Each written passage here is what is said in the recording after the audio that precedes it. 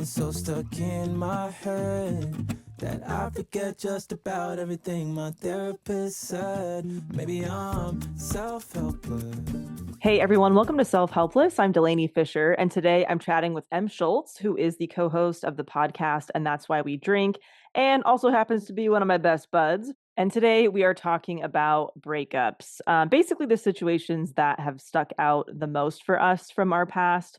Some really painful experiences, serious heartbreak, how we healed from them, what actually helped, even the weird stuff, maybe things that probably wouldn't be recommended from your therapist, but they helped us anyway, and what we wish we would have known back then during those relationships, during the breakups, like how to avoid tolerating pretty shitty behavior, and also how to not dish out shitty behavior, because we talk about a lot of things that we are not proud of in the way that we handled things. We're hoping that by sharing the ways that we've messed up and the things that we tolerated as far as mistreatment from other people, this will help somebody out there who's going through a breakup or maybe even considering a breakup. Just to remind you, obviously, that you're not alone and hopefully help you avoid some of these missteps and not take anything that might be going on in your relationship or with your breakup personally, because you just never know what kind of stuff that person is going to uncover about themselves that they might not know yet, and vice versa, what you're going to find out about yourself that's going to help you make sense of maybe why certain relationships are not working. And then both Em and I have been with our current partners for almost a decade. So we talk about what has led to the most growth in those relationships as well, and how the lessons that we've learned and the changes that we've made relate to past relationships, breakups, and mistakes. So today's episode is a bit different than my usual interview style episode with a guest. This is two friends talking very candidly about these experiences. And I'm so glad Em is back to be my guest co-host for this topic. P.S. You can also get this episode ad-free on Patreon at patreon.com/selfhelpless. And if you've listened to an episode of Self-Helpless that has helped you in some way, it would be very appreciated if you would leave a review on Apple Podcasts or anywhere you listen if you haven't done so already. All right, here is my chat with Em.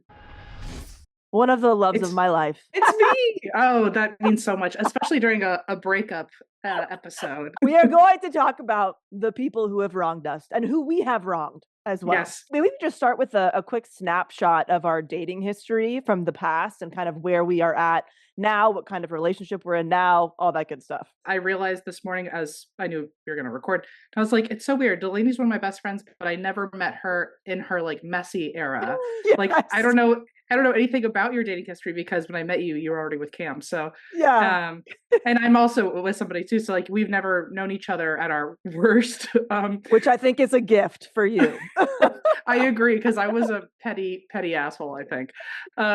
Okay, so my dating history, I only dated officially like people I was exclusively calling like my partner. Only like 4 people. And then I had a lot of it's confusing because I think in today's world, if I were in college, I would have been like a fuckboy for sure. But back then in Virginia, you couldn't really come out, or everyone was like just new to it, so nobody knew what was going on. So I didn't really get to spread my wings the way I would have liked to.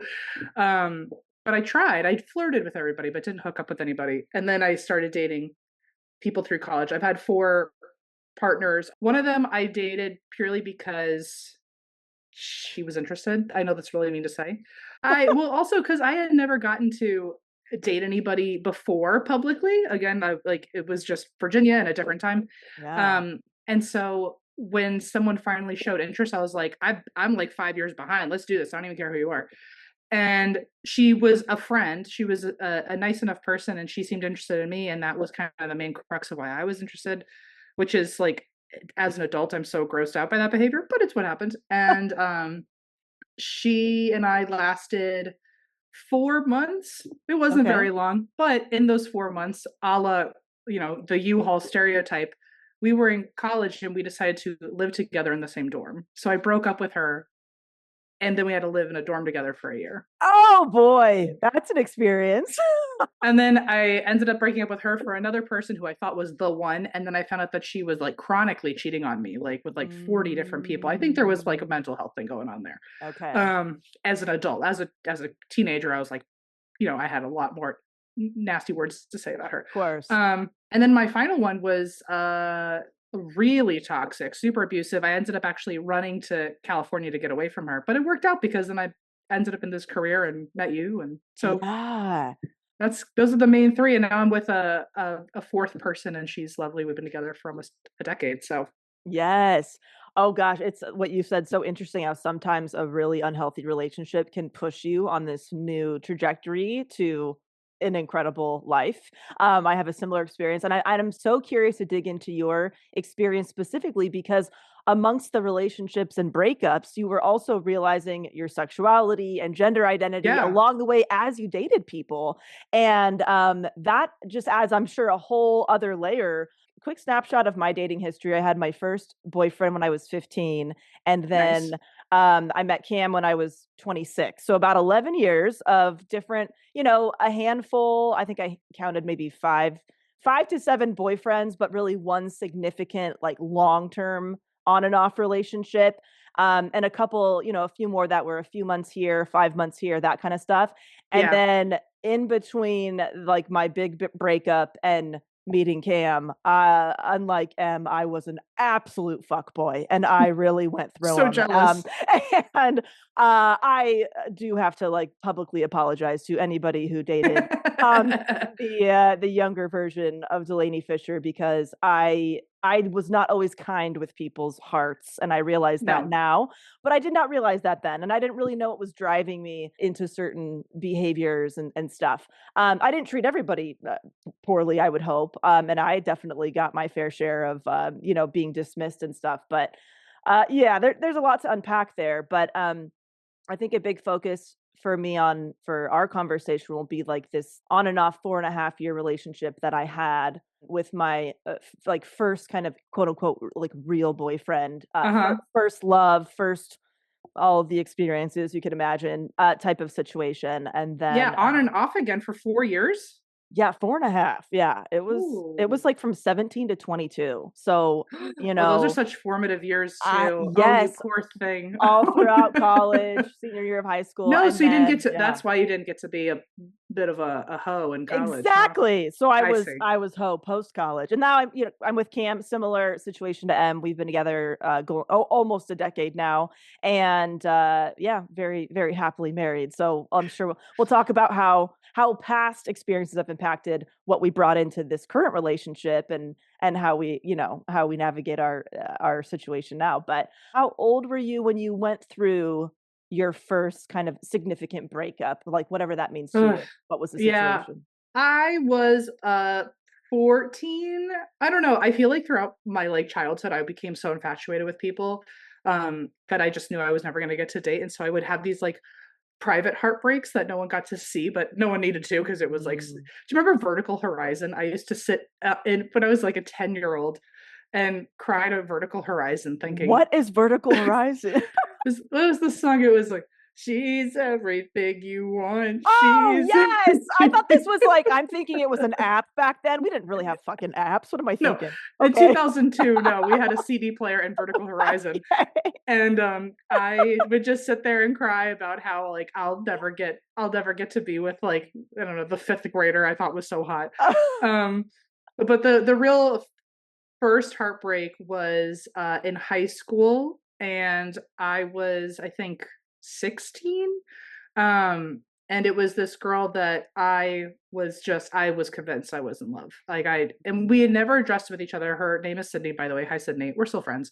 Um, and we ended up having a heart to heart years later that we were both closeted and never addressed it with each other. But the tension was there for sure. We both wanted something to happen and nothing ever did.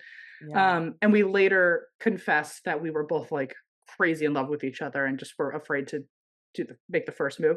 But when she finally, I noticed at some point, I think her parents were kind of noticing that something was going on between us and it wasn't Mm. maybe totally approved of. And so she backed off even as a friend, which is a very queer experience, that you have like these really intense friendships because you could never say out loud that it felt more than like a friendship. Um, Okay. and so it sounds maybe kind of stupid to like people not in the queer world, but when she like broke up with me as a friend, it was definitely a romantic breakup. Yeah, that And makes sense.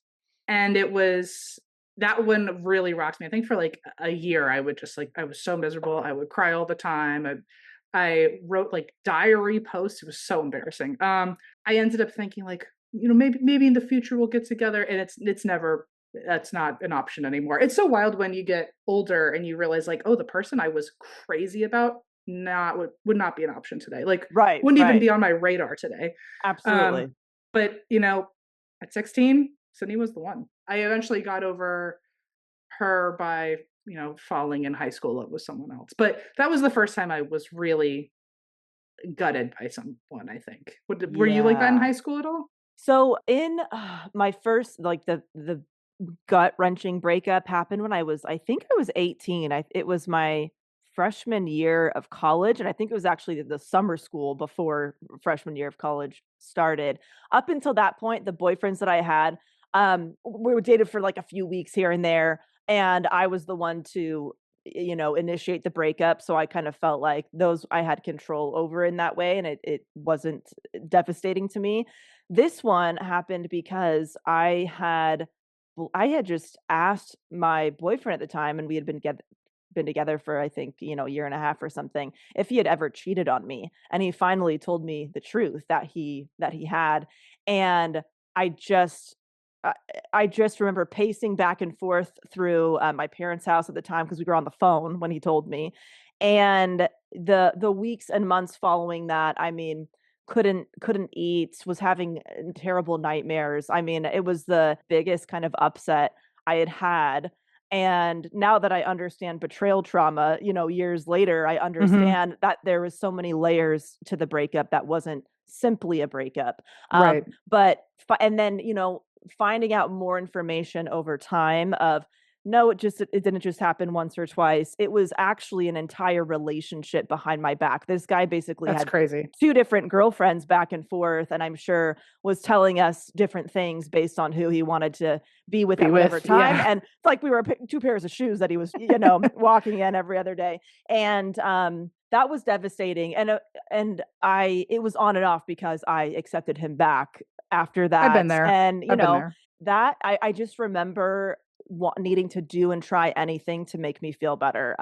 That's Mm-hmm. when my mom told me to go buy my first self-help book. So I bought the book. It's called A Breakup Because It's Broken by Great. Greg Barrett. And what's so funny, and his wife at the time, and I feel so bad for forgetting her name. I don't want to mispronounce it, but they wrote it together. And then years later, actually having Greg as a guest on this podcast Oh, that's and awesome. tell him like, you don't understand how much your guys' book helped me through one of the most terrible periods of time in my life. That's really Um, nice. so that, and I just remember like telling myself the way that you did, it's okay. This is just a break. I can get back. We're going to get back together at some point. Just telling myself anything to Mm-hmm. get through it. And even when the breakup was final, or other breakups were final, just sometimes lying to myself really helped. Like, we're going to get back together. Everything's going to be fine. This is just a time for me to be single and focus on Mm-hmm. myself. When you were going back and forth, did you ever have these like I don't know another word, but it feels like, because I've been through this when I was getting cheated on and I kept Yeah. taking them back, like this like delusional period where I was just like, no, like whatever excuse they gave was enough, and it was like they were horrible excuses. They were like, I had my girlfriend at the time who was cheating on me, and I don't. She's got a lot of. She was going through a lot. I think. I think she was trying to figure out her identity, and which conversations could have just been had and it would have probably solved itself. But instead, she slept with like the entire town. Mm. And like I say that not totally hyperbolically, she was with everyone. But when that happened and she would come back to me, her excuses would be like, well, it was his birthday. Like, and he Oh, needed somebody.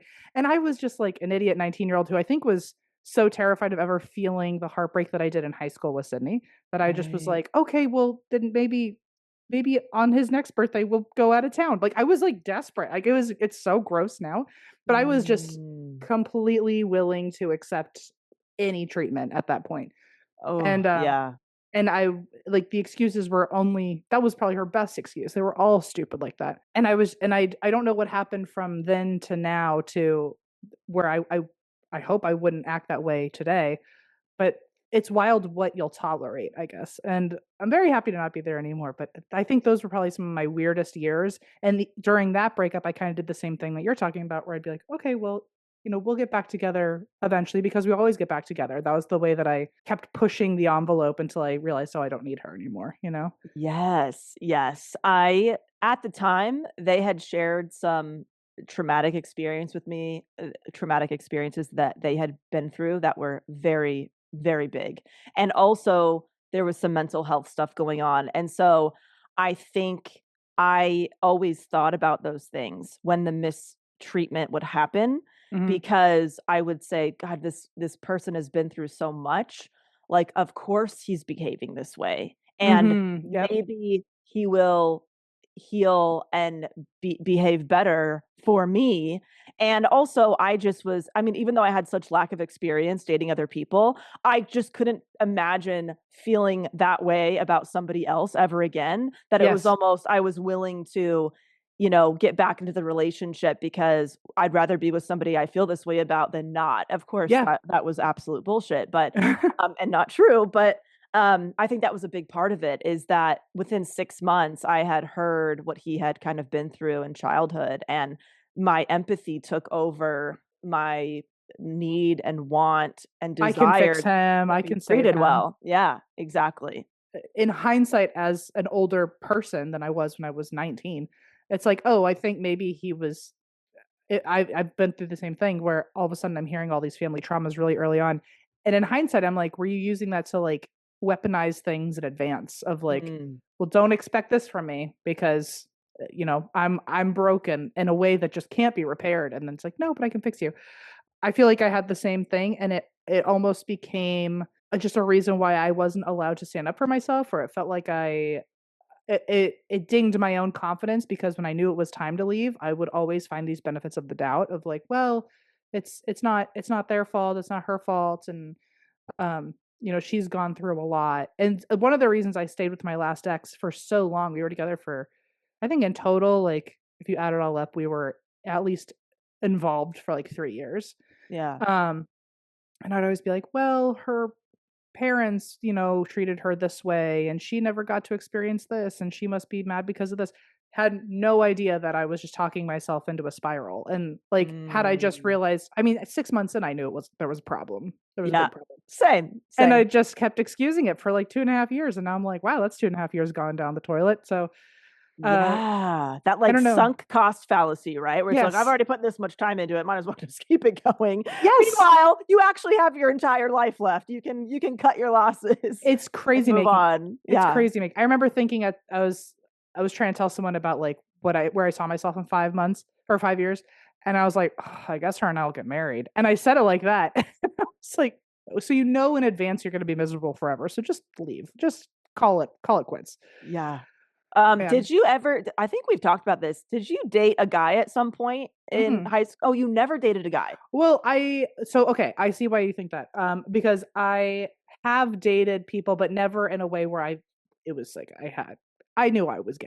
Like Okay, okay. it was they were a beard situation, and I was their beard also. So, um, Gotcha, gotcha. but And you I both knew that and talked about it, or was it an no, unspoken okay, it was like it's an so unspoken agreement? it's so infuriating because had we just said to each other, "I'm using you so nobody questions what I'm about," we could have Yeah. just kept that lie going for years. And instead, every time we were like so petrified that the other one might try to make a move. And it was so like we could have just formed an alliance and just had a really good time. But instead, I was dating them and panicked the entire time. I was like, "Don't come near me." Um, And how old were you, when I you were was seeing that person? 14 when I dated my first guy. His name's Cole. We're also still friends. You like to stay friends with your ex? I like to say friends. Years later, I like to get back in touch with the gay ones, but with the straight ones, because I never had any true breakup. I'm like, well, it never meant anything to me anyway, and it never meant anything to you. So let's just keep this moving. Yeah. Um, he was not the best boyfriend, but in hindsight, I think it's because he wasn't actually interested in me. But it protected me at school because I would hear like, whispers of like, oh, people think you're gay because you've never dated somebody, and everyone else has held hands with somebody, and so I was like, Cole, get over here, we're dating. Then I had another boyfriend, the one that I was more scared that was gonna like try to do something. Um, I was 17 and he was the quarterback of his football team, I think. Had I known he was gay, I wouldn't have ever had to be so stressed about what the next move was. But I remember dating him. One, he wasn't bad to look at. Two, he liked the Beatles. Three, he worked at the movies, so I got free tickets to everything. Score. And he was on the football team, so that felt like a high school stereotype thing to do. Yeah. But every time he asked me on a date, I would desperately try to find a way out of it. I'd go, it's another common gay trope that when you're dating somebody and like you're gay and you don't want them near you, you just say like, oh, I'm having a girls' night, you can't come, and every night is girls' night. Like they just can't make it every time. So yeah, we dated, but I never. The breakup was so fleeting. I don't remember it. Don't miss it at all. Do you know, like, I mean, whatever you would be able to share about his coming out process? Apparently, I mean, in hindsight, everybody knew except me. I think I was so desperate that people might not clock me that I wasn't clocking other people. I was like, well, they might look it, but they're not, just like me. So he was very flamboyant early on, very feminine, and he actually really struggled coming out. He had parents who were much more conservative, and I could totally see why he needed my help, but I also needed his help. So Yeah. it worked out. It was a nice transaction, and he's a very good person. We're also still friends. So You got a nice little collection I do. I going. just scoop them all in. But I will say the people I'm not friends with are the people I actually had to break up with. Like the Yeah. one I lived in a dorm with, the one that was cheating on me, the abusive one, never really spoke to them ever again after I broke up with them. Right. So would you say that the one that you literally had to flee from would be the hardest breakup, Yeah. and what would you say like maybe your easiest breakup where like, well, this went pretty smoothly? The boys. Okay. But no, I would say, well, I had the one who was cheating on me. We had like one of those messy breakups where we never really stated that it was officially over, and so we both kept kind of weirdly pining over each other. And Mm, eventually, it's really gross, but I can't I can't deny that this was absolutely my personality. Is I was so afraid of being alone that I was like a serial monogamous for a long time, and I would only break up with someone once there was another person coming down the pipeline. So mm, so I had the one girl who I lived in the dorm with. I only broke up with her when I already had interest in somebody else. And then the same thing happened. So I would say the easiest one was the one I broke up with in the dorm because it actually was a real like blessing in disguise because it made me never be in my dorm. Like I broke up with her and then I was like, you have full reign. I'll just sleep here, but other than that, you'll never see me. And then it made me like interesting. go out and be active and meet people and join clubs and study and go to the library. And so that was certainly the easiest in hindsight because it really, helped me blossom as a person. Yes. What was your first time you had to break up with someone like? I Because guess 15. My 15, that was like the first one, but it didn't really feel like a like, was it like big. hard to do though? Because I remember struggling so hard. I was like, oh my God, I have to break up with this person. I don't know what to say. Oh yeah. Oh yeah. And I remember the second one, the second boyfriend, I knew I wanted to break up with him, but it was like around Valentine's Day. And you know how much pressure is on that day, especially as a young couple. I'm like, do I do it before, after, stuff like that. So yes, I do remember trying to figure out how to say it, when to say it. And I think it's just there's no perfect time to share that with somebody. But yeah, that was the first, and then the whole 4.5 year relationship. It was like kind of going back and forth. We were taking turns, dumping each other, and then actually the relationship that I had right before I met Cam, I was so determined to stick that one through, even though I was not feeling it. I was not feeling attracted to this person. I thought they were nice enough, but because I had so many breakups in my past and I had been dating people and not feeling anything, I was of the mindset of, well, maybe you're just supposed to force it until something happens where you start liking them. And I am actually very grateful that he is the one who broke it off first, because Okay, we were good. both kind of feeling that way, or there was some sensing that, we weren't really in it.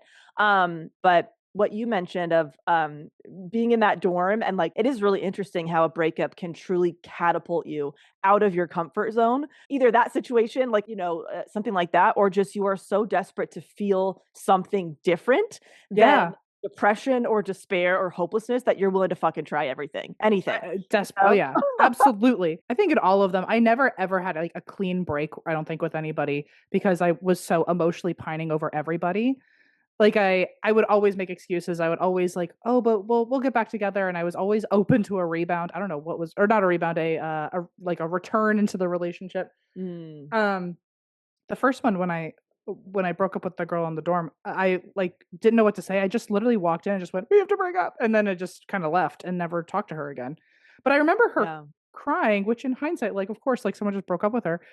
But I remember being such an asshole, and I was like, "You can't really be crying right now. Like you know this isn't going anywhere. You know we're not like this can't be a surprise to you. We don't talk to each other. We don't like each other. We don't do anything together. We're not happy." So I remember yeah. her crying and I being like shocked. I was such an asshole. Um, Going through a breakup with the 4.5 year person in college, I remember I decided to travel abroad because I had been in a breakup mode yeah, with this person, and literally forcing me out of the country to just try something new. And I ended up meeting one of my very good friends through that experience. And she is absolutely the reason I ended up trying stand-up comedy in college, and like set me on this new whole trajectory of like, creative career and stuff like that. But really having experiences I would not have had otherwise. And even though it was painful at the time, it did force me to do new things. So I don't know, if you are going through a breakup, if I could speak to my younger self, I would say yeah. welcome those new experiences, because they are truly life changing. And yeah, I would never have done that if I had stayed with that person. Would you? Do you think you would have even gotten into entertainment at all? No, I don't think so. I would have never met my friend Sarah. I would have never um had the courage and support to like actually try it. I would have just probably planned on trying to figure out how to move in with him or something in college, Isn't that and wild? been fucking miserable and cut myself off to new people and new opportunities. And my world would have stayed very small and kind of revolving around him. But that was definitely, the most significant, because it was the hardest to heal from and move on from and get over. It took a good couple years. How did you? Um, Like, what was your strategy there? I definitely dated a lot of different people, and, I feel like sometimes it was helpful and sometimes it wasn't, because sometimes I'd go on a date with somebody new and think, "Wow, it's such a nice reminder how many other people are out there, and I don't have to be hung up on this guy," right? Yeah, And then yeah. sometimes I would meet somebody and I'm like, "Oh my god, I'm never gonna feel the same way again," and it would really set me back. But again, I would lie to myself and be like, "Oh, this is just for now. We'll end up together." Even though I kind of knew I was lying to myself, it really did help get through my day to day.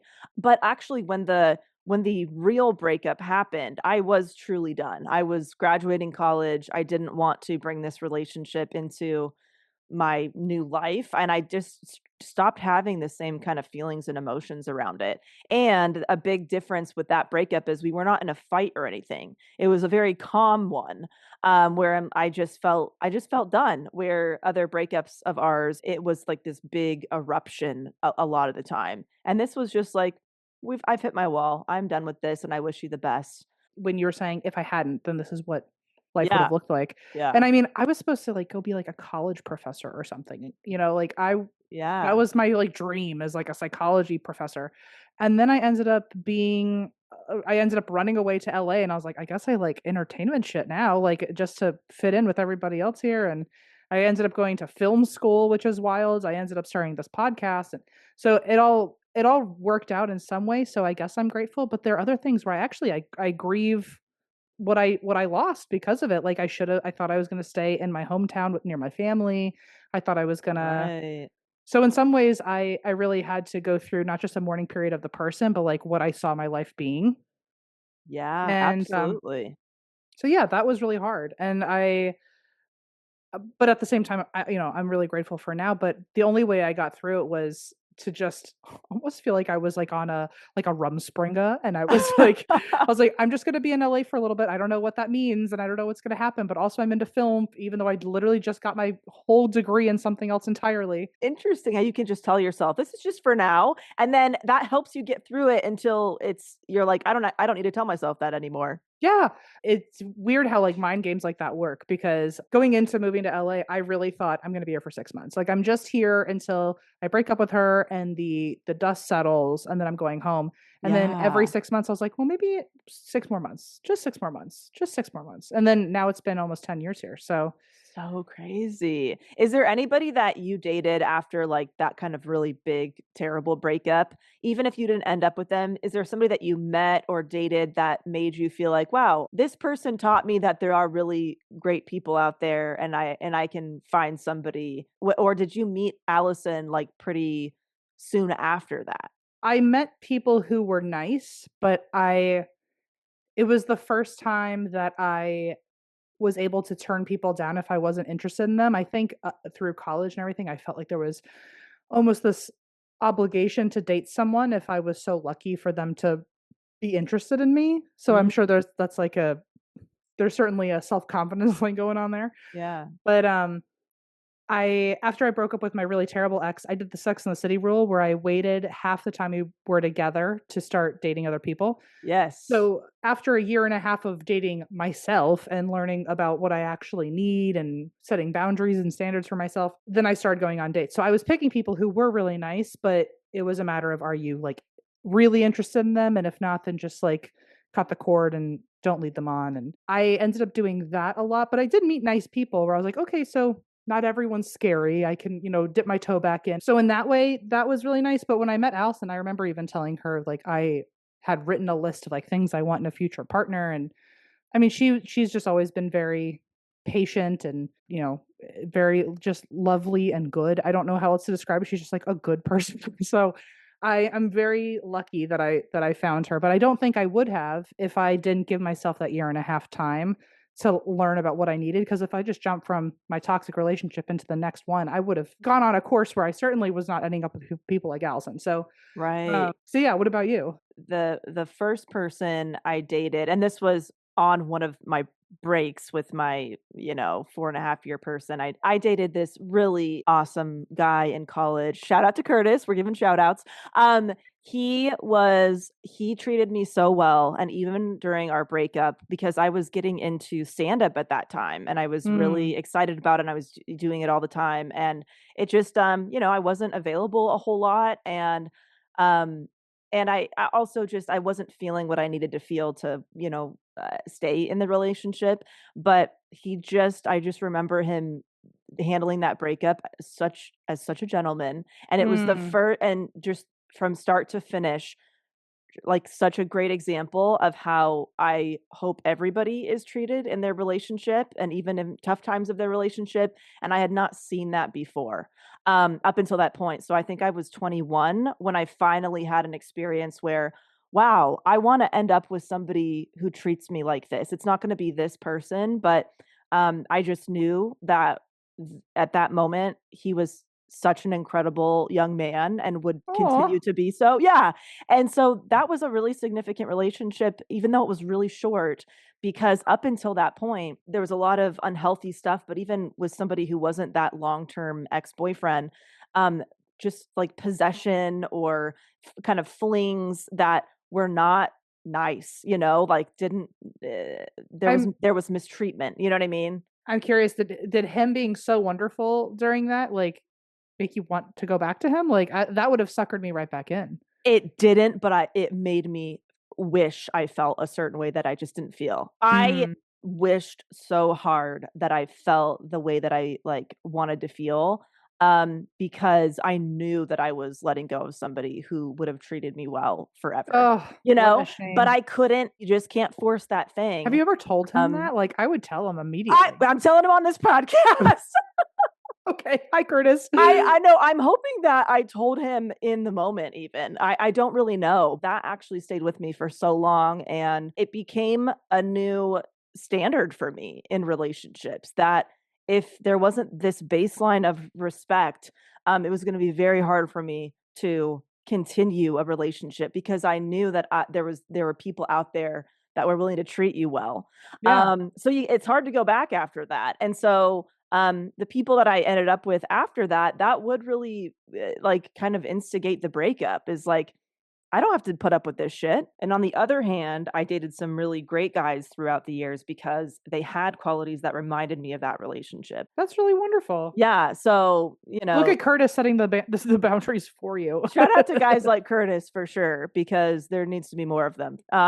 Do you feel like that any of the traumatic stuff that happened in your relationships, did you feel like you carried any of that into your relationship with Allison, or are there moments even present day that still hit you like, oh, this reminds me of that moment with so and so, and you have to kind of talk yourself out of it?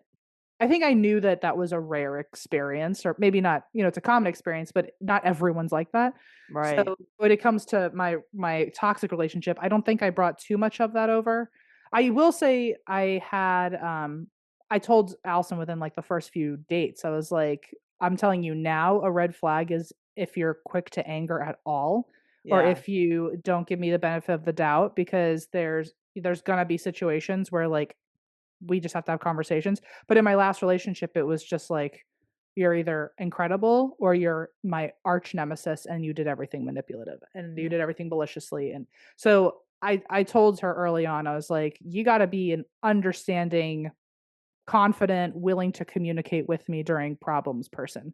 Otherwise, this just isn't going to work. So I Right. think I just stated it early. And I was so hyper aware of clocking that in a person that nothing else really mattered. I just wanted to make sure that didn't happen. But even Right. with my ex who cheated on me a bunch, I think I knew that there was something else going on there Right. that I've never been threatened. Uh, I've never had to worry or wonder if my partner is cheating on me outside of that situation. So Yes. did you Yes. did you ever bring stuff in? And also, like, did you ever bring any of the good stuff in where, like, any good things in those relationships that you now carry into your current relationship?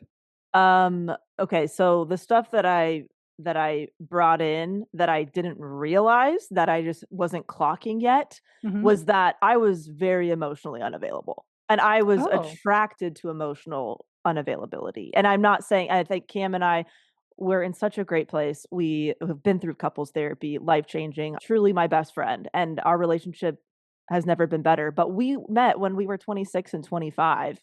Mhm. And so I had Different places for I sure. very different places, and I didn't realize that I was kind of, attracted to emotional unavailability, and also I was very codependent, and I didn't know that. So, Mm. those are things I brought in unknowingly because I thought that if you wanted a relationship and you were actively seeking one, there's no way you were emotionally unavailable. That's not a thing, right? Makes sense, yeah. And so I'm like, "Well, I'm not that." And then codependent, I thought I was always fiercely independent, almost to a fault. So I Mm. thought, "Well, I'm not that's not me. I'm independent and I want a relationship, so I can't be those things." So I really didn't understand those things until years into our relationship.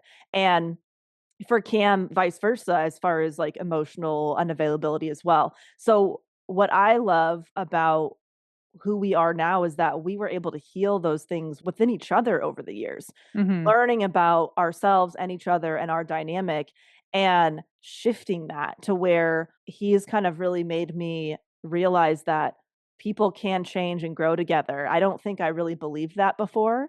Mhm. And I feel confident that we're not going to have one of those long marriages that you're just kind of roommates and you're ships in the night and I really feel confident that we are going to be able to stay connected, which is exciting. But that's what I brought into it. I think the positive stuff that I brought into it, room to be imperfect. There were certain things that were not going to be immediate deal breakers anymore. When you've been in an unhealthy situation, I think it's normal to become hyper vigilant going forward, right? Like in other relationships, it can be hard to trust yourself. If a disagreement or something happens early on, it can be challenging to decipher, is this a normal disagreement and we're still learning about each other and everything's fine? Or is this more of a red flag and I should get out of here because it's reminding me of something that happened in my past? So out of concern that I had maybe ended other things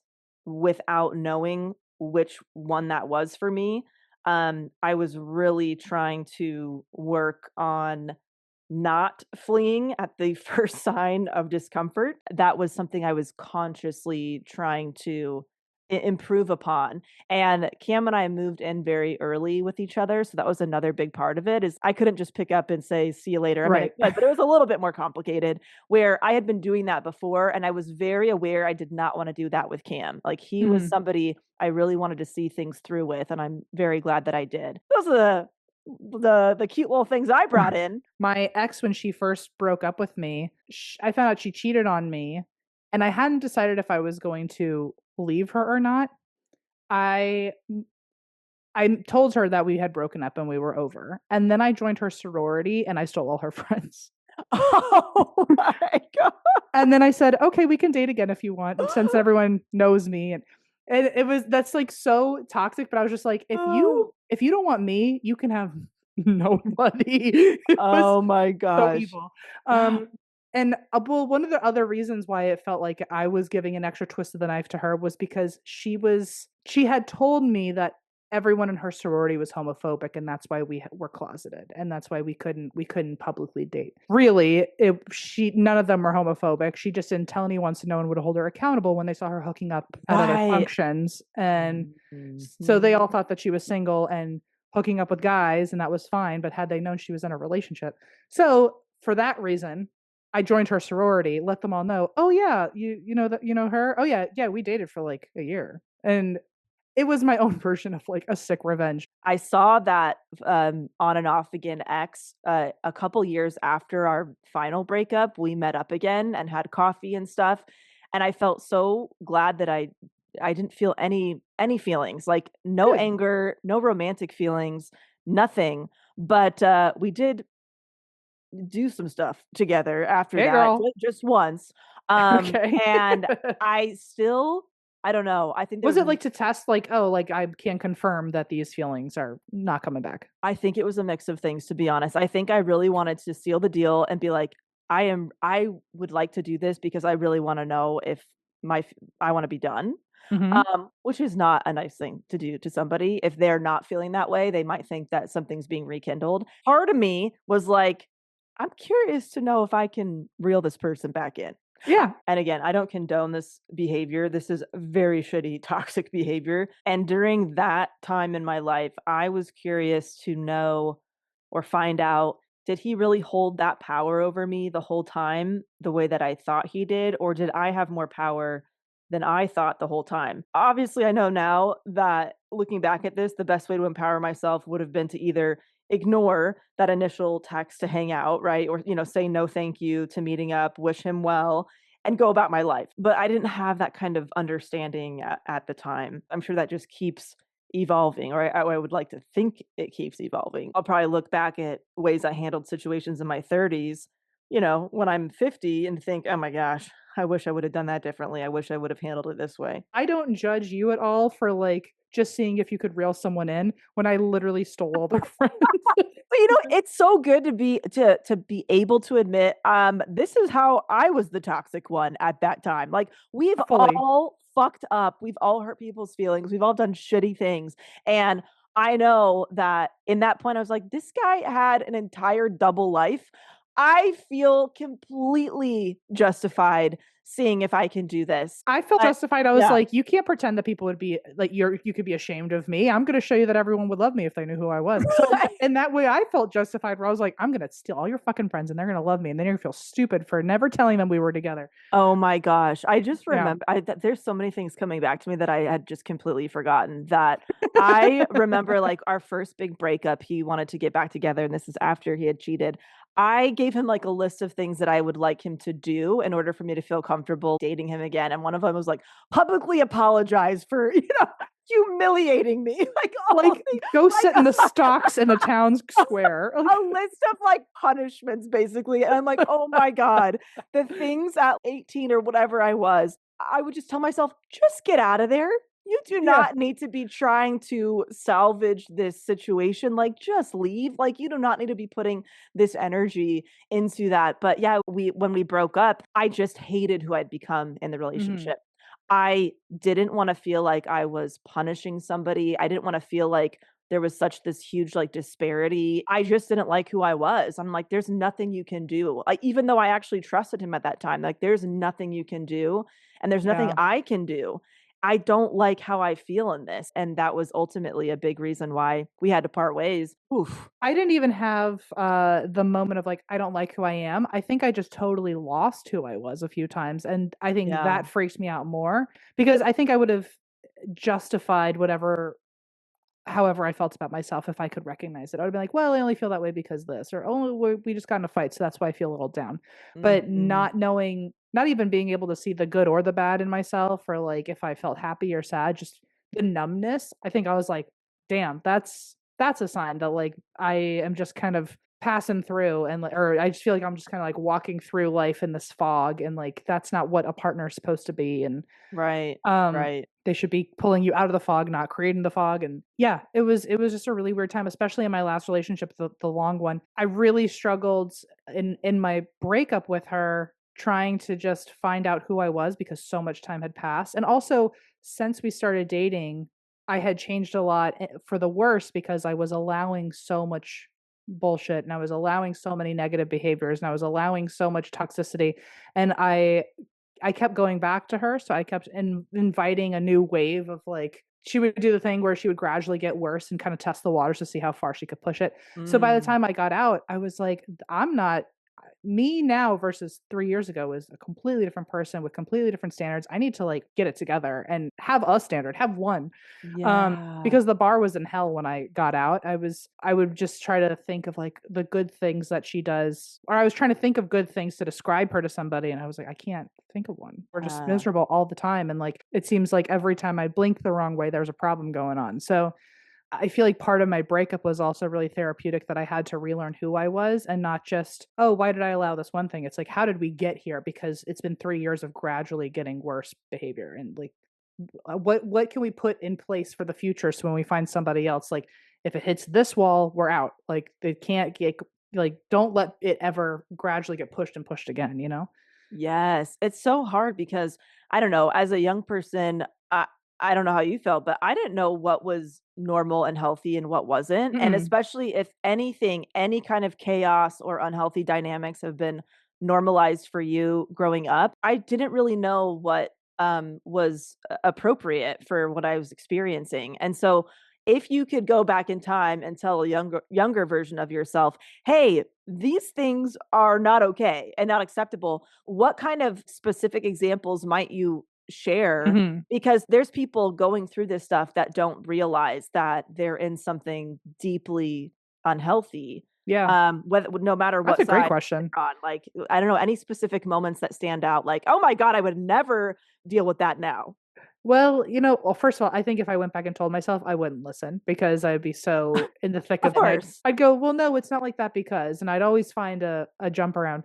But, Yeah. yeah, I think, well, so I grew up in a really, verbally abusive space, and so I think it just became normal to me that yelling or chaos at all was, like, that meant love and safety and security in your home and Mm. in yourself. And so, I mean, just as a, you know, overgeneralization, I would just say, if you feel nervous or anxious or upset or worried that, like, whatever you're gonna say next is the wrong thing to say, probably not a match made in heaven. Because I took that from my house where I grew up, and I was walking on eggshells all the time, and I knew if I was ever in the room when, oh, like, "Oh, dad's mad," or, "Oh, dad did this," or, "Everyone look out, like, he's in a bad mood, so if you do anything wrong, like, you're next." It was, that taught me that it's normal to live in chaos, and then also blame yourself if they act out because they're already in a bad mood. Yeah. So I think that would be one. Or, like, things escalating really quickly, that was normalized for me. Like, when I'm trying not very hard, it comes pretty naturally now because I never wanted to become that, but When there's confrontation, just like say something now versus like waiting until you snap and then all of a sudden it's all this stuff up here. And I grew up with that a lot. And so I started dating people, at least in my last relationship, that if you had a problem, it became 10 problems really quickly. Or they would find 10 new reasons while they're already mad to spiral about 10 other things that they've been holding on to. So if you recognize abuse in your childhood, don't copy it over as an adult. What about you? I Yeah. feel like I could go Yeah. forever. Yeah, I think there's certain things that really stand out, like starting my first day at Trader Joe's in college, checking my phone on my lunch break, and I had 385 text messages Been and like there. dozens of voicemails, and they were from people saying, "Hi, Rose, is that free iPad still available?" Wait, And what? so, yes, so I actually answered one of the calls, and I actually talked to this person, and they said, "Oh, if you don't actually have a free iPad, somebody has put your phone number on the internet with a fake Oh name shit. saying, 'Call this number if you want a free iPad.'" And so he was doing stuff like that. He was, like, doing Gross. some different forms of cyber harassment. I mean, Sure. he had set up an automated email at one point in our relationship to email me every day at 3 PM saying, "I hate you." And every time I would block it, he would just create a new email. My mom had to call his mom and tell her to tell him to stop doing That's these things to me, deranged. right? Wow. How old were you? I mean, I was a teenager, so this was 17 to 20. I remember him showing up at my dorm one time at, like, 3 or 4 in the morning, banging on my dorm room, me letting him in, just kind of weird behavior, and then leaving, like, running out the door, and I had to call the campus police saying, "I think this person is going to potentially hurt himself, like, can you Mhm. find him?"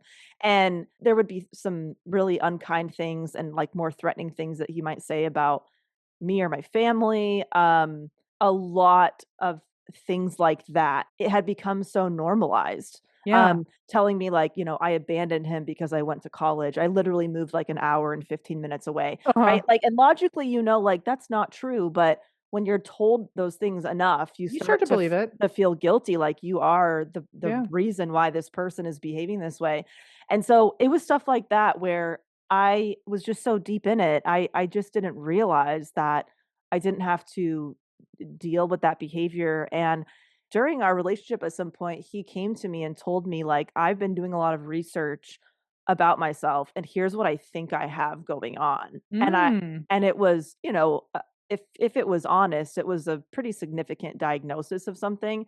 And I was like, "No, you don't." I wasn't listening to, "This is who I am. I'm not only telling you who I am, but I'm showing you who I am." Mhm. Right? I didn't wanna hear it or believe it. So, like, that was absolutely my part in it. And I look back now, and I think there was a big shift at, like, about 5 months into our relationship where he had kind of casually asked me, like, "Oh, have you ever thought about was there ever a moment where you thought about breaking up with me?" Or, like, kind of, "How am I doing in Uh-oh. our relationship?" And I casually said, "Yeah, I think there was one time that I thought about it, but I didn't. Like, I don't wanna break up." From that moment on, 5 months in, there Mm. was a huge switch that I didn't realize had happened, of something kicked in to where I think he had to start finding his next person. Like, instead of him coming to me like, "That really hurt my feelings," and then me's like, "Oh, I'm so sorry. I didn't think about it before I said it," or whatever. But you know how sometimes you don't know what's shifted, but it's obviously something that you said or did shifted something in someone that you have no Oh, I have control an over. exact moment too, and it was 6 months in. What is it? So this was my last relationship, and 6 months in, it was great. The first 6 months were awesome. And then I remember we were all hanging out with friends, and she wanted to go back to her dorm and go to sleep 'cause she had a test the next morning or something. And I remember saying in front of everybody, I was like, "Oh, okay, do you want me to walk you back? And, we can I'll walk you back. Let me walk you back." She's like, "No, no, no, don't worry about it." And I said, "Are you sure?" She said, "No, don't worry, you can stay here." And when she left, she sent me a text and she was like, "I can't believe you wouldn't walk me back. What the fuck is wrong with you?" And it was Mm, like one of those fun little games of little tests of like, "Oh, no, the right. option C was the answer actually, where you should have said, 'I don't care what you say, I'm walking you back.'" But I looked at all of my friends, I was like, "You heard me like multiple times tell her I was happy to walk her back, right?" So that was the beginning of it all. And I remember in that moment, that was the first time I think her real colors showed for a second. Mm, And after that after that moment, she saw like, "Okay, I can go that far and Em's not gonna leave, so I can push it a little further." And the next time the argument was a little more ridiculous and a little more ridiculous. And eventually 3 years in, I was just like, and they were so subtle that you just keep excusing it and you don't realize how far from your original like standard behavior has gone. Like it's Yeah. But so in that moment I remember thinking, oh, something switched, and I don't know if it was that she finally ironically felt like safe and secure that she could like show some of her true colors. But for me also a switch flipped where I was like, oh, I need to be like kind of careful about how I operate.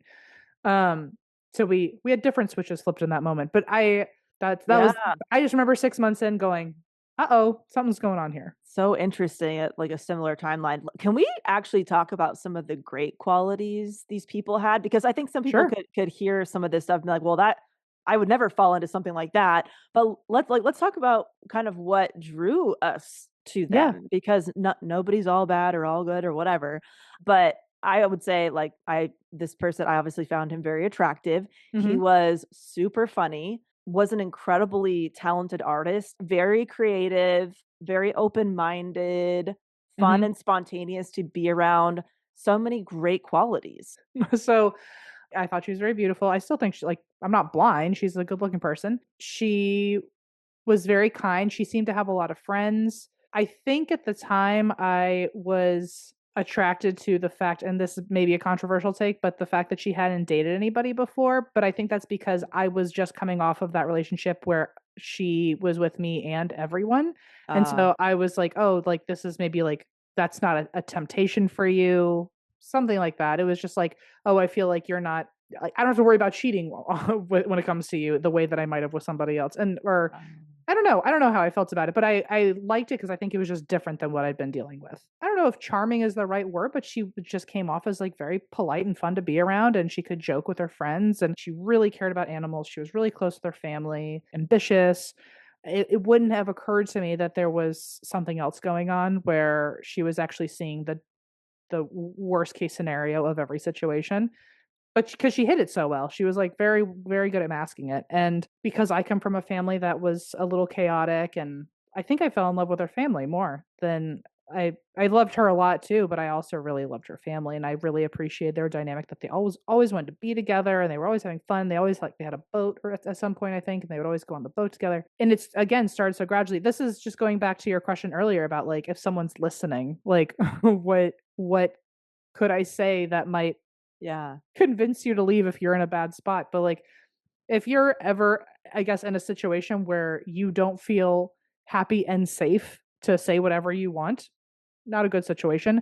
And I Yeah. think that was one of the first things that I noticed with her is that I needed to pay attention to what I said, how I said it, when I said it, how she would take it. And that was one of the first signs. I don't know how you feel. The feelings I have towards this person now as a 35-year-old is the feelings that come up for me now are a lot of empathy and really hoping that he's having a good life. Where Mhm. when I was younger, it was very much like, fuck that guy and all Yeah. that stuff. And now I don't know, I think once you go through your own traumas and experience, I don't know, a new perspective of I don't have any anger. And I think that Mhm. really surprised me because, when I was younger, I think I thought I'm always going to be a little bit angry about this stuff. Yeah. It's just not there. I'm totally I'm over all of it. Although whenever I go home, I'm worried I'm gonna run into her just because I also the way that I broke up with her was through a letter after 3 years. Mm. So I don't know. I'm sure that wasn't maybe the right move, but at the time I felt like I didn't know what to do. I certainly robbed her of any closure, but at the same time I felt justified given the circumstances at the time. But I do always wonder like if I saw her what would happen or would she have something to say and do I ever have to talk to her again? So in those moments I get a little wily, but other than that like I don't really think about her. I Yeah. do every now and then in the middle of the night I'll creep on all my exes just to see how they're doing, and not in any way that where there's like any feelings, but just because I'm Snoopy. And like I'm just like, what are you doing, girl? So I like checked in on all their Facebooks, and they're doing Yeah. fine. And I'm Yeah. happy. Like I'm like, oh, good for you. Two of them have kids. One of them's moved to Utah. And I'm like, okay, well, Yeah. everyone looks like it's all working out. Was there ever like weird or silly reason the breakup finally happened, or like Hmm. over something trivial. Yeah, of course. The last one, which is so wild. Maybe this is something that other people need to hear, because I was always waiting for like a big reason to leave. And I'm sure there were big reasons, but I had so justified everything that I wasn't clocking them. But I was always waiting for like when she hits me in the face, like something like really obvious that I can't excuse, that then I'll leave. And it ended up being the smallest fucking thing in the world that like I just finally snapped and I was like, I'm out of here. And it was she had a friend, I had a friend. I thought they would be really good friends on their own, so I had them add each other like on Facebook. My ex was not cool with the thought of one of my friends and one of her friends knowing each other, because I think she was worried that they would start talking and her little secret would get revealed that she's actually not as nice as she appears. Because in hindsight, it was like her best friend from childhood who had recently realized that she had a different sort of personality within her relationships. So I think she was afraid of like eventually them all getting together and encouraging me to leave or something like that. That's what my guess. Otherwise, why would you give a shit? But I remember thinking like she wanted me to tell them they couldn't be friends. And I'm like, this is so 12-year-old. This is so 7th grade. Like I can't do this. And so I remember thinking, I actually can't justify this. I always thought it was going to be this big thing, but this tiny thing I can't justify, because like, how do I explain that a middle school fight that I'm instigating because you're instigating it for me is going to be the downfall of our relationship? And I didn't ever said you're overreacting, but I was like, just give me some space for a second. Let me just think on this. And when I asked for space, that's when she lost it and she called everyone. She called I woke up to like a million calls and voicemails from her telling me that it was my fault. She was going to like get fired because she's not going to work the next day because she was up crying all night because I wouldn't answer the phone. Like it just got so, her mom called and left me a bunch of messages who like, her mom was like cussing me out, saying all these horrible things about me. What the hell is going on? I was like, this is because of two people adding each other on Facebook. Like, fuck this. And so then that was it. Oh my gosh. Did you ever have like a thing, like a tiny little like? The one that stands out the most, and this was one of my shorter relationships. It was one of those things where I knew I wanted to end things, and I had even told him like, I'm not really feeling this, but he, you know, we kind of agreed to try to work it out. But we went to a Tenacious D concert, and after the concert, I was like flying high because I love Tenacious D, and I was like, gosh, wasn't that awesome? And he's like, it was fine. And that's the moment I knew I'm breaking up with this guy tonight. This is where I draw the line. I mean, it had been building. I mean, it had been about so much more than that, obviously. But it's just kind of funny how sometimes the most simple, trivial thing will finally be the fucking wall that you hit. And I broke up with him that night, and he punched a wall and called me the C word, and that's the last time I saw him. But isn't it funny that if he did that first, you wouldn't have even broken up with him? Yeah, I'd probably been like, oh, it's understandable he's angry, but it's like, no, you tell me that you're not interested in Tenacious like, D. If he calls you the C word, it's like, he wants you bad. Like, so upset and heartbroken over this. I should give him another chance. Yeah, I mean, the shit that we say to ourselves when we're in these situations that, you know, if we're being honest with ourselves, our intuition is screaming at us. Yes. A lot of the time. Have these experiences strengthened your intuition, or like, I don't know, looking back, how do you feel about moments like gut instincts? I feel like my gut instincts haven't changed because they've always been pretty heightened. I just refused to listen to them back then. And now I'm just like listening to them. So I don't know if my gut instinct changed, but I think I changed in how I listen to my gut instinct. But I also have like now a Rolodex of bullshit situations I've been in that I can flip back to and go, oh, I've had this before. I know how this outcome's going to go. So that's certainly more helpful. Just experience in general, because if I was dealing with, you know, some of the worst things when I was younger, I probably would have stayed even longer. So it's kind of a complicated question because I'm in such like a healthy relationship now that my gut instinct doesn't even flip the way it used to. I feel like it was on overdrive back in the day. And maybe I guess when I was dating before I met Allison, like I went on a few dates and right away my gut instinct was like, this is not the person. And I just kind of went, okay, well, I'm never going to talk to them again. What Yeah, about you? absolutely. Well, I think, hindsight is 2020, as they say. But even talking about us kind of noticing a certain shift or something 6 months into something, and then for me, I stayed like 4 more years. Right. When I look back at, I did feel certain things, or I remember sometimes I would leave his house and I would just cry all the way home. And I didn't know Yeah. why I was crying, but obviously my body knew something wasn't right. I Body keeps the knew. score for sure. Yes, yes, there was something going on that I was picking up on that I couldn't really comprehend. So it's moments like that where I now realize, and those moments have happened enough times where I had Mhm. felt like something was off and then something is revealed. Now I just really trust those instincts now. I didn't trust them, and I think the evidence kind of built up over time has made me feel confident in trusting that. I would push that down all the time. You know what it was too? I think I think my prefrontal cortex developed because it doesn't develop until like your mid-20s. Yeah. So I think it's not even a matter of my gut instinct, but I think I was just either able to believe or tolerate more bullshit, or I wasn't able to like critically think some things through when I was younger, and so those excuses made more sense to me. But Mm. now as an adult, I feel like I don't know if it's the fact that I'm thinking differently or that I have better communication skills, but if someone sat me down and went, if A plus B equals C, then why is this happening? Um, I'm much more open to listening to it these days. So Yeah. maybe that and my gut instinct have some sort of like more like harmony than they used to, you know? I have a question for you about experiences that you either need or don't need. Like, for example, I dated a lot of different people, had several boyfriends and things. And on the other hand, my husband Cam, I'm his first girlfriend that he ended up marrying. I feel like I'm somebody who needs to have a lot of experiences to know truly what they like and kind of confirm it and Yeah, reconfirm it. And Cam said he just never needed that. it's wild. If you had to put yourself somewhere on that spectrum, like where do you fall with that? Oh no, I definitely need. I'm with you for sure. Yeah. I would almost if I were married to Cam, I'd be like, "Are you sure? Are you okay? Like, Oh, I had a moment like that for I'm sure. like, do I you need to did. like go be with 50 people really quick? Like, Well, this is still, I don't know. I'll, if I'm not allowed to share this on the podcast, I'll cut it out. But I this was like maybe a year into our relationship. I asked him, like, would you like a hall pass basically yeah, on this, for a certain period of time or on this trip with your friends or whatever? And he got really upset with me for asking that. And it was because I was coming from my brain of like, yeah, don't I get it. don't you want to have a bunch of experiences I before you make that there's decision?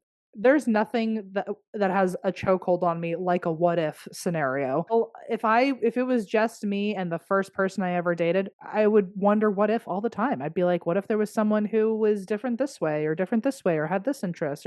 So good on Cam. I guess that's what it's like to just have like confidence or something. He thought I was bringing it up because he thought maybe I wanted that, and I said, "No, like, Oh. I just have had so many other experiences, I kinda feel, like, bad that you don't get to have that, and Mhm. also, I'm so confident in what we have that I don't feel bad if you went out and had experiences because I am very confident you would come back to this." I The think there's also something to be thought. said there about like polyamory and like the people who are like I mean I don't live that life, but Yeah, same. I think there are a lot of things that make sense about that, about like, oh well, I want to have these experiences with this type of person, and you Right. want to have these experiences with this type of person, and we don't mesh there, but we can mesh in other ways. Like Yeah, that really does open it up. I yeah. get the sentiment. I would say yes to the hall pass. Let's put it that Yeah, way. yeah.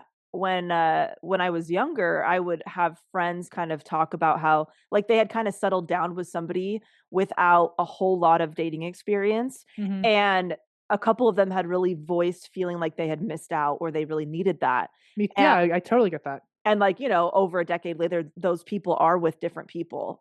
They did leave that relationship, and so I always thought, like, I wonder if that's how I would have felt, and probably, I would. probably. I think I would. Yeah, and I don't think there's anything wrong with that. I just, Absolutely. Was there a turning point where you felt like, "Okay, I'm ready for a relationship now," or did it just organically happen that you met Allison?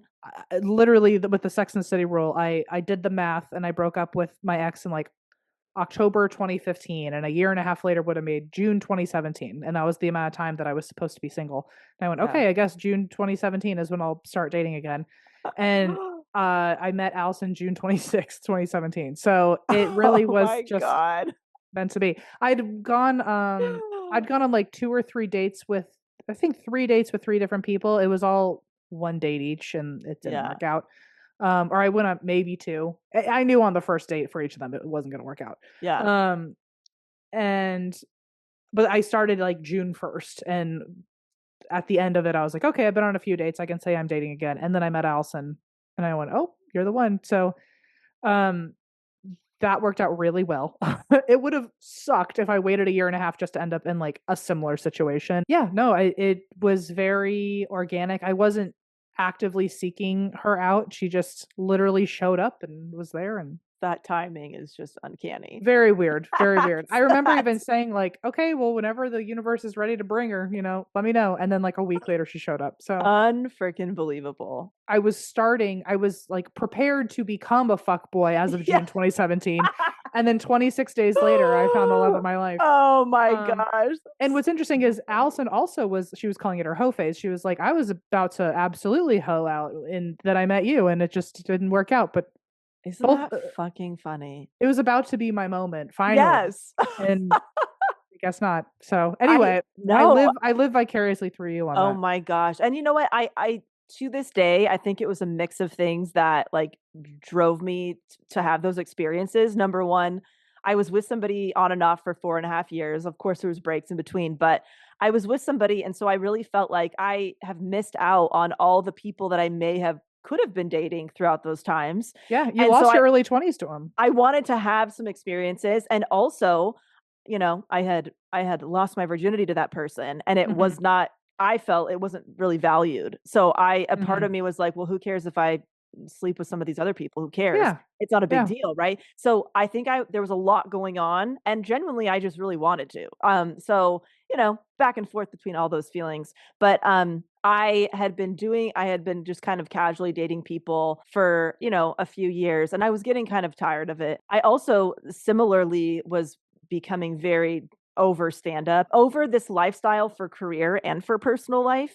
Yeah. And there was a tipping point for me where I had a casual situation with somebody, and he happened to be a celebrity crush of mine in a way. And I felt like after that, like, wow, I feel incredibly empty about this. And I thought this was going to be a lot more fun and exciting than it actually was. And that I literally went home and changed a lot of my lifestyle around pretty quickly. I started making the decision to have more roots, like in where I was living versus traveling all the time for shows and all that kind of stuff.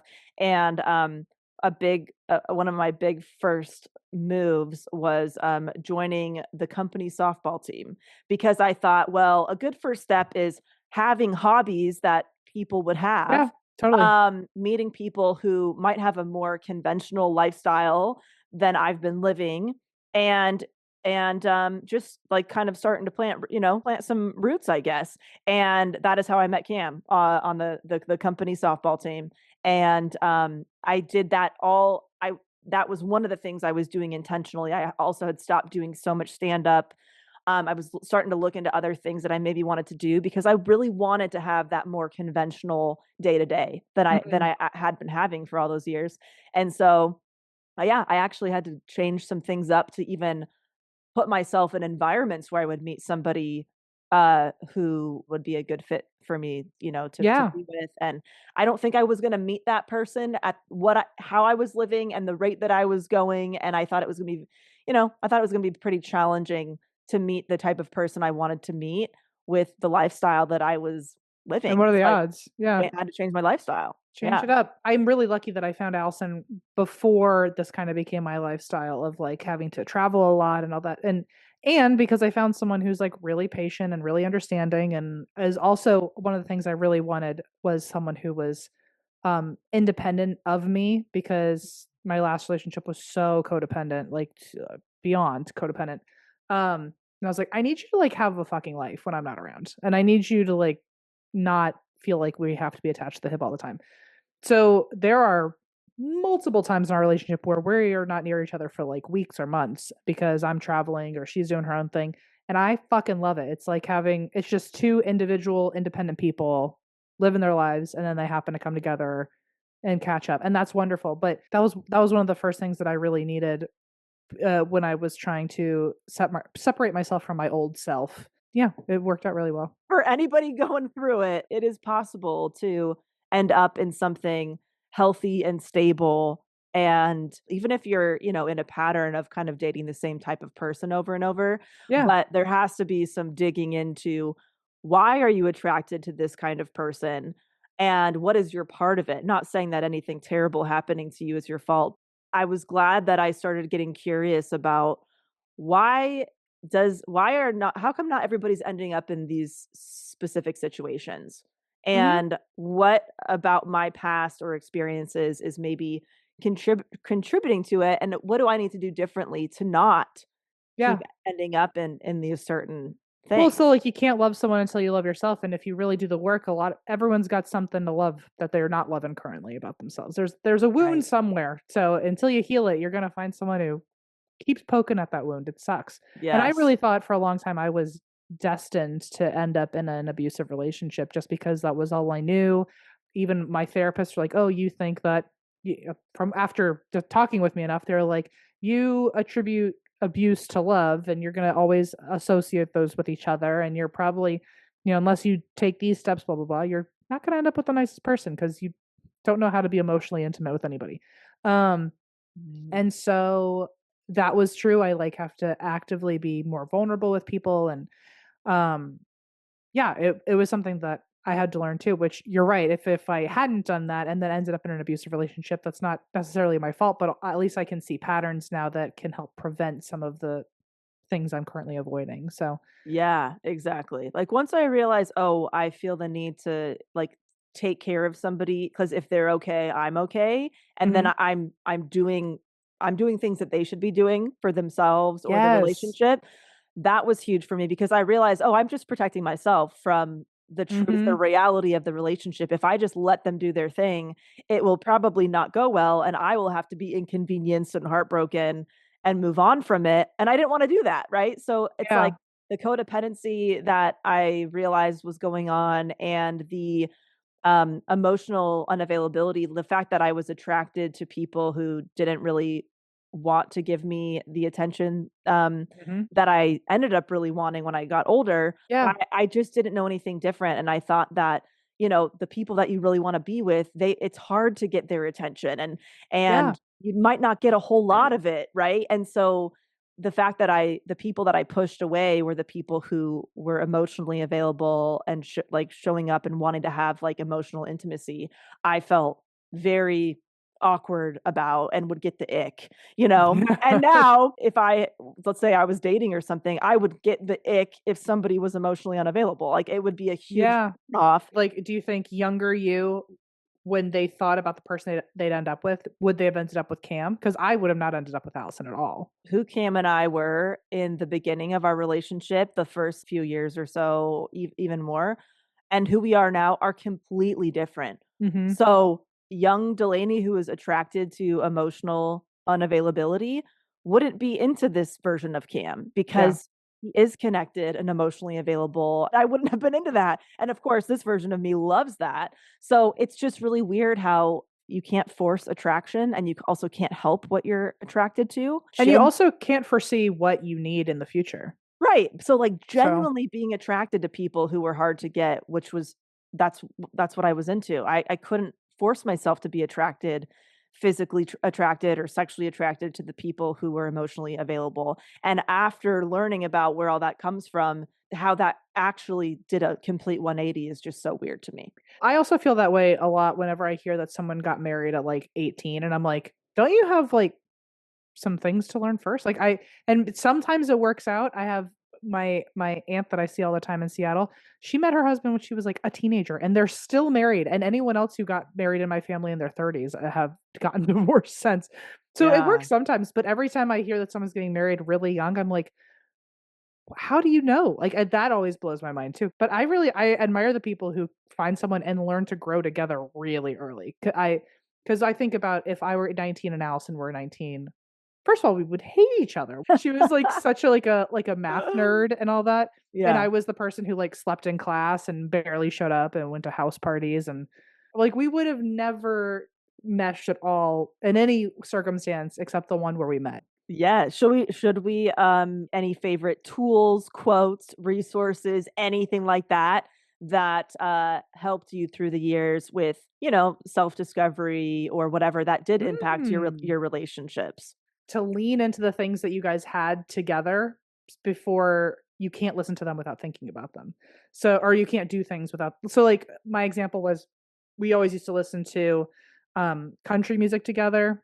Virginia, I don't know. But I always really liked country music. I just like the sound of it, like 90s country specifically. Yeah. Um and like Shania Twain, and so I was always really into that, and her and I would always listen to country music together, and when we broke up, I was devastated for a long time. Even though I knew it was the right thing to do, I was devastated. And every single thing reminded me of her, and I couldn't listen to 90s country. And I was like, I have to lean into this and listen to it no matter how much it hurts, because I don't want this to be a memory that she gets to have of mine. Like I'm going to reclaim it and it's going to suck, but eventually I'm going to be able to listen to 90s country and not think of her because it will have always been something of mine. And Yeah. so and it works. Now I listen to 90s country when I'm cleaning and all that, and it's lovely, and she's not attached to that.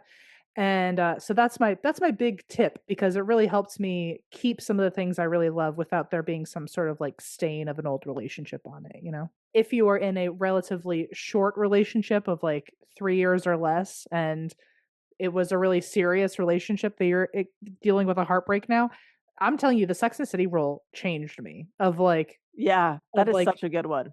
spend half the time that you were in a relationship alone with yourself, actively not dating anybody, and just learn to love yourself again and heal and figure out what you want next. And again, I say it's tough now because if I broke up with Allison, that'd be like 4 years of not getting to date anybody. Yeah. So I don't know, make it a quarter of the time instead of half the time if that's better for you. But there really is something to be said about alone time, active, intentional alone time for a prolonged period of time after you've had a big change. Um, Yes. it's very healing and transformative, and it's the only reason I ended up with a really wonderful person, because I would have just kept the same habits had I not sat with myself. So Yeah, such a good one. I know my single years, like they I was single, but I was still kind of hooking up with people. So how single was I really? I remember mhm. a 7 month period of time that I saw nobody and did nothing with anybody, and that was kind of like my only chunk. But I did my best. What about you? You Yeah, got one?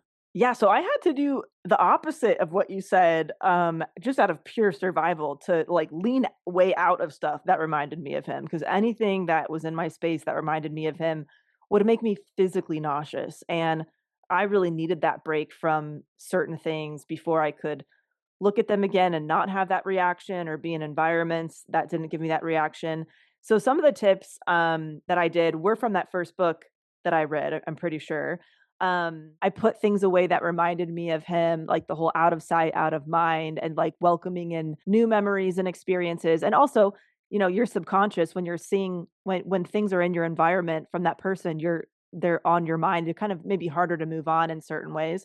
That was very helpful. Writing things down, like writing all their qualities, the positive, the Mhm. negative, the everything in between, because I think when you do go through a breakup, you tend to kind of glorify the good times, and maybe sometimes you forget the other things that happen. So writing down all the memories is just looking at this person as a whole and not just all good, all bad, whatever. I thought was very helpful. Also, just reminding yourself of things you've been through in your past that you've gotten through, whether it's the loss of a loved one or a big transition like a move, or anything that is relevant to you at this time that you are going through a breakup, can be helpful to remember, what you've already survived, and even reflecting on what helped you through those past times to see if maybe it makes sense to reuse some of those things for what you're going through now. The things that I wish I would have researched earlier on that I think could have Mm. helped me would be learning about codependency,